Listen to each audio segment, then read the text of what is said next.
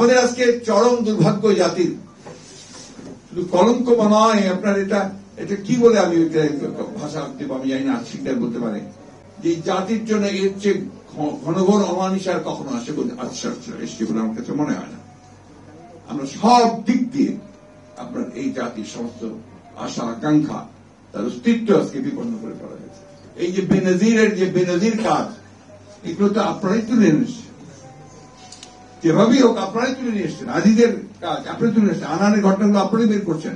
ওর মধ্যে মধ্যে আবার অনেক কিছু বেরিয়েও যাচ্ছে, কিন্তু তার ভাইদেরকে পাসপোর্ট পাইয়ে দেওয়ার জন্য সে আপনার পুরোপুরি জালিয়াতি আশ্রয় নিয়েছে। কল্পনা করতে পারি সেনাবাহিনীর একজন সাবেক প্রধান সে এই জালিয়াতি করবে, তা আমাদের কখনো আপনার চিন্তা করতে পারি না।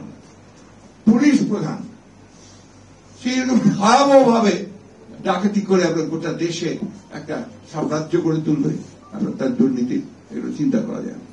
আমি কালকে আপনার টেলিভিশনে কোন একটা দেশ, সম্ভবত দেশ টেলিভিশনে, আমি আপনার সংবাদের আগে শেখ মুজিবুর রহমানের কিছু বাণী প্রচার করা হয়, লাইভ বাণী, মানে উনার সেই বক্তৃতার তাহলে দেখলাম উনি বলছেন সেই যারা আজকে সম্পদ লুণ্ঠন করে সম্পদ পাচার করে দিয়ে যায় তাদের এই দেশের মাটিতে কোনো জায়গা নেই। আমি আজকাল যারা ক্ষমতায় আছে তারা কি এটা একবারও শুনছে, দেখছে?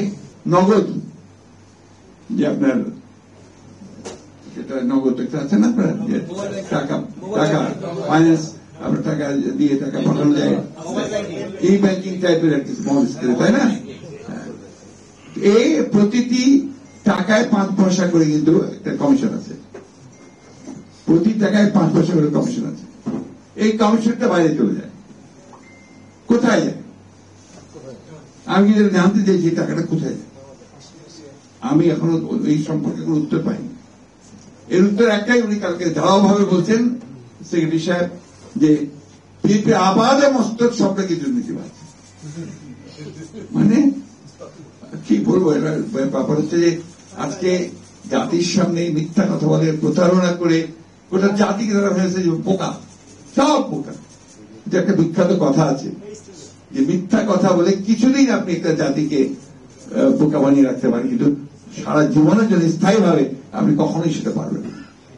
আজকে সেগুলো বেরিয়ে আসতে শুরু করেছে, ফুলের বেড়াল এখন বেরিয়ে আসছে।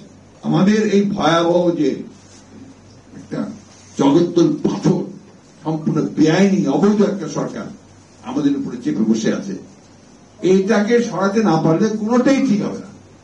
আর মানুষ ছাড়া তো গণতন্ত্রের লড়াই হবে না। আমি রাতারাতি 2-4টা আপনার বোমটোম ফুটিয়ে কিন্তু সেই গণতন্ত্র প্রতিষ্ঠা করতে পারবো না। গণতন্ত্র প্রতিষ্ঠা করতে সমস্ত মানুষ যেদিন নেমে আসবে, যেটা অতীতে আমাদের এই দেশে সেগুলো হয়েছে, সেই কাজগুলো আমাদেরকে করতে, এই কাজটা করতে হবে। মানুষকে নামিয়ে আনতে হবে, তাকে জাগিয়ে তুলতে হবে।